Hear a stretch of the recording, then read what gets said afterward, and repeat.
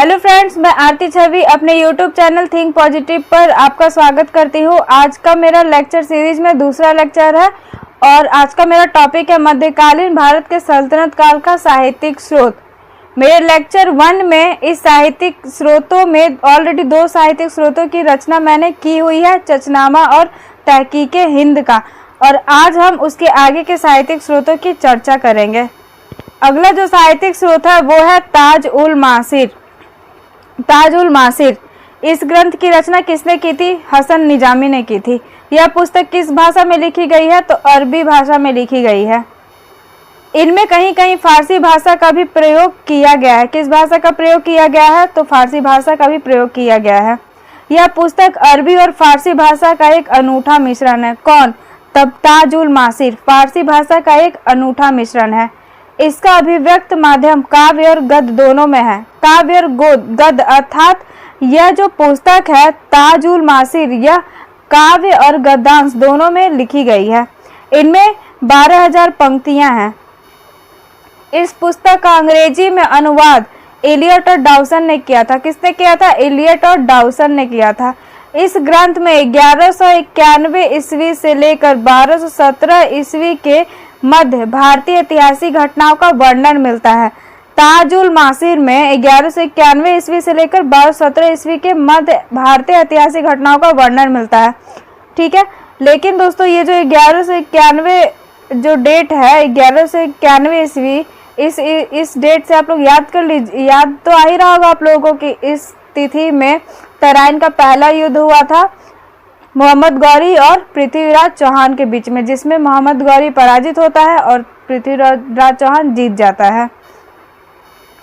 यह पुस्तक कुतुबुद्दीन ऐबक की आज्ञा पर लिखी गई थी, परंतु पूर्ण इल्तुतमिश के समय में हुई थी। यह पुस्तक किसकी आज्ञा पर लिखी गई थी? तो कुतुबुद्दीन ऐबक की आज्ञा पर लिखी गई थी। और पूर्ण किसके शासन काल में हुई थी? तो इल्तुतमिश के समय में हुई थी। यह पुस्तक कुतुबुद्दीन ऐबक के शासन काल की है, परंतु इनमें मोहम्मद गौरी और इल्तुतमिश के समय में हुई घटनाओं का भी उल्लेख मिलता है। यह पुस्तक ताज उल मासिर किसके शासन काल की पुस्तक है? तो कुतुबुद्दीन ऐबक के शासन काल की पुस्तक है, परंतु इनमें मोहम्मद गौरी और इल्तुतमिश के समय में हुई घटनाओं का भी उल्लेख मिलता है। ताज उल मासिर एक ऐसी पुस्तक है जो दिल्ली सल्तनत के इतिहास को गजनी, मध्य एशिया अथवा इस्लाम के इतिहास से अलग करती है। हसन निजामी ने इस पुस्तक में भारतीय शहरों, मेलों, उत्सवों व भारतीयों के मनोरंजन साधनों पर भी प्रकाश डाला है। हसन निजामी ताज उल मासिर का लेखक, उसने उस समय के भारतीय शहरों का उल्लेख किया है कि भारतीय लोगों के शहरों का जीवन किस प्रकार का हुआ करता था, किस प्रकार का शहर बसा हुआ था उस समय में मेले किस प्रकार के लगा करते थे, किस प्रकार के हुआ करते थे।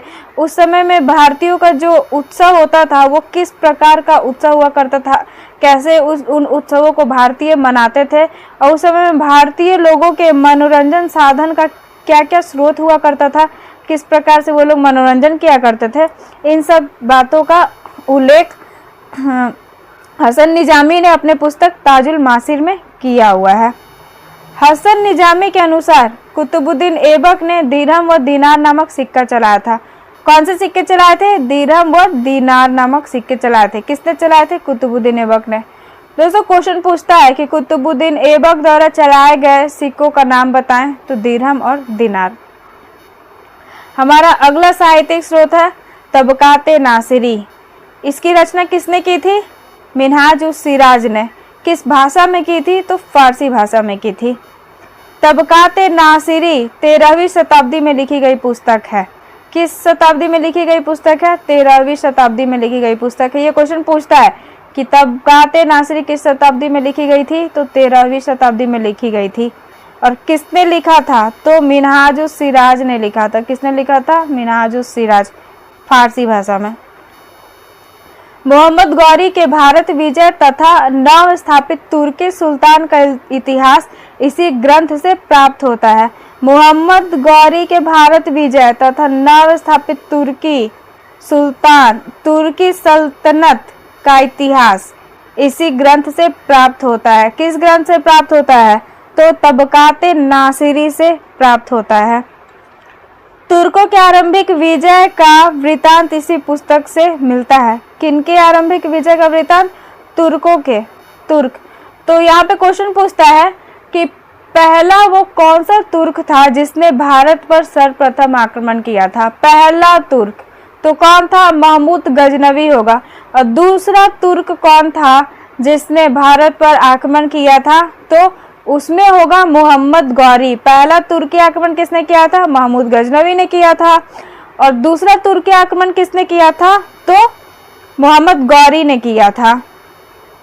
मिन्हाज ने सर्वप्रथम इस पुस्तक में दिल्ली सल्तनत का काल क्रमबद्ध विवरण प्रस्तुत किया है। अर्थात मिन्हाज ने अपने पुस्तक में सर्वप्रथम दिल्ली का जो भी काल था उसको सीरियल वाइज प्रस्तुत किया है। सीरियल वाइज क्रमबद्ध मतलब क्रमबद्ध तरीके से उसका विवरण किया है। मिन्हाज ने इस पुस्तक में 25 अमीरों की जीवनी शामिल की है। कुल कितने अमीरों की जीवनी शामिल की है? तो 25 अमीरों की जीवनी शामिल की है। अमीरों का उल्लेख करते करते मिन्हाज ने सबसे ज्यादा ध्यान किस पर दिया है? तो उलुग खां पर दिया है। उलुग खां कौन था? तो मोहम्मद बिन तुगलक जो था उसका प्रारंभिक नाम उलुग खां था। उलुग खान किसका नाम था? मोहम्मद बिन तुगलक का प्रारंभिक नाम था। उसको अन्य नामों से भी जाना जाता है, जैसे रक्त पिपासु राजा, मूर्ख राजा के नाम से भी जाना जाता था। कई सारे उसके नाम हुआ करते थे। अलग अलग इतिहासकारों ने उसके अलग अलग नाम दिए हुए हैं। मिन्हाज ने अपनी पुस्तक तबकाते नासिरी में इल्तुतमिश के विषय में लिखा है कि कोई भी राजा इतना दयालु, सहानुभूति रखने वाला, विद्वानों तथा वृद्धों के प्रति श्रद्धालु राजा अपने प्रयासों से कभी साम्राज्य पर आसीन नहीं हुआ। अर्थात मिन्हाज ने इल्तुतमिश की प्रशंसा करते हुए इन कथनों को लिखा है कि कोई भी राजा इतना दयालु, सहानुभूति रखने वाला, विद्वानों तथा वृद्धों के प्रति श्रद्धालु राजा अपने प्रयासों से कभी साम्राज्य पर आसीन नहीं हुआ। दोस्तों ये जो कथन है इसको याद कर लीजिएगा, क्योंकि ये जो क्वेश्चन है ये कथन ना नेट के एग्जाम में पूछे जाते हैं। इस प्रकार के कथन वाले क्वेश्चन विशेषकर नेट के परीक्षाओं में पूछे जाते हैं। कथन वाले क्वेश्चन हाँ पूछ देता है उसमें कि कौन से इतिहासकार ने ये कथन बोला है। प्रस्तुत पंक्तियां किस इतिहासकार ने बोला है, किस सुल्तान ने बोला है। तो कथन वाले क्वेश्चन ज्यादातर नेट के परीक्षाओं में पूछे जाते हैं। ये कथन याद कर लीजिएगा। तो मिन्हाज-उस-सिराज ने इल्तुतमिश की प्रशंसा करते हुए इन कथनों का जिक्र किया है अपने पुस्तक तबकाते नासिरी में। मिन्हाज ने अपना ग्रंथ तबकाते नासिरी नसीरुद्दीन महमूद को समर्पित किया था तथा उसे दिल्ली का आदर्श सुल्तान बताया। मिन्हाज-उस-सिराज ने नसीरुद्दीन महमूद को समर्पित किया था अपना किताब तबकाते नासिरी, उसे दिल्ली का आदर्श सुल्तान बताया था। नसीरुद्दीन महमूद कौन था? नसीरुद्दीन महमूद जो था इल्तुतमिश का बड़ा बेटा था, और इल्तुतमिश जो था वो मोहम्मद गौरी का क्या था? गुलाम था। तारीखे फिरोज शाही एवं फतवाहे जहांदारी के लेखक जियाउद्दीन बर्नी है। यहाँ मैं थोड़ा सा बता देती हूँ कि ये जो तारीखे फिरोज शाही है इसकी रचना शमस सिराज अफीफ ने की थी, और तारीखे फिरोज शाही एवं फतवाए जहांदारी के लेखक जियाउद्दीन बर्नी भी है। मतलब तारीखे फिरोज शाही की रचना जियाउद्दीन बर्नी ने भी की है, और फतवाए जहांदारी के लेखक जियाउद्दीन बर्नी हैं। इसमें तुगलक, खिलजी आदि शासकों के नीतियों का और क्रियाकलापों का वर्णन है। खिलजी का, विशेषकर खिलजी के बाजार नियंत्रण का उल्लेख इस पुस्तक में मिलता है। खिलजी का बाजार नियंत्रण दोस्तों याद होगा, खिलजी अलाउद्दीन खिलजी अपने प्रशासनिक जो उसकी नीति थी उसके लिए वो ज़्यादा जाना जाता है, और उसकी प्रशासनिक जो नीतियां थी उसमें से मुख्य रूप से उसका जो बाजार नियंत्रण था यह बहुत ज़्यादा इम्पोर्टेंट है। मतलब खिलजी के बाजार नियंत्रण बहुत ज़्यादा इम्पोर्टेंट है। यहाँ से क्वेश्चन हमेशा पूछे जाते हैं और ये याद करने वाला टॉपिक भी है, तो इसको खिलजी के बाजार नियंत्रण को ध्यान में रखिएगा आप लोग। तो तबकाते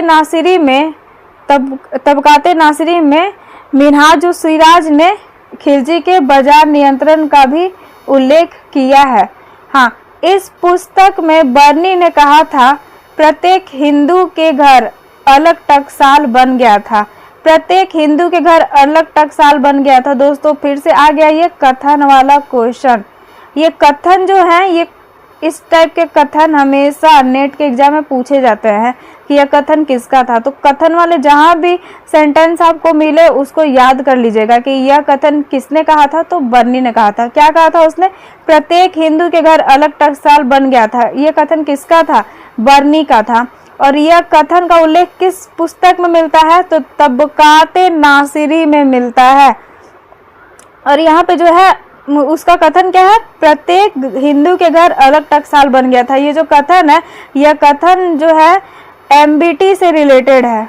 MBT से रिलेटेड है, मोहम्मद बिन तुगलक से रिलेटेड है ये कथन। मोहम्मद बिन तुगलक के बारे में ये कथन है कि बर्नी ने कहा है कि प्रत्येक हिंदू के घर अलग टकसाल बन गया था। हुआ यह था कि मोहम्मद बिन तुगलक जो था उसने अपने 4 नीतियां बनाई थी। उसमें से उसका एक नीति था सांकेतिक मुद्रा। सांकेतिक मुद्रा के संदर्भ में यह बातें जियाउद्दीन बर्नी ने कही है कि प्रत्येक हिंदू के घर अलग टकसाल बन गया था। तो दोस्तों आज का मेरा वीडियो आप लोगों को कैसा लगा मेरे कमेंट बॉक्स में कमेंट करके बताइएगा। और अगर आपको मेरा ये वीडियो पसंद आया हो तो इसको लाइक करिएगा, मेरे चैनल को सब्सक्राइब करिएगा और मिलते हैं मेरे अगले वीडियो में। बहुत बहुत धन्यवाद।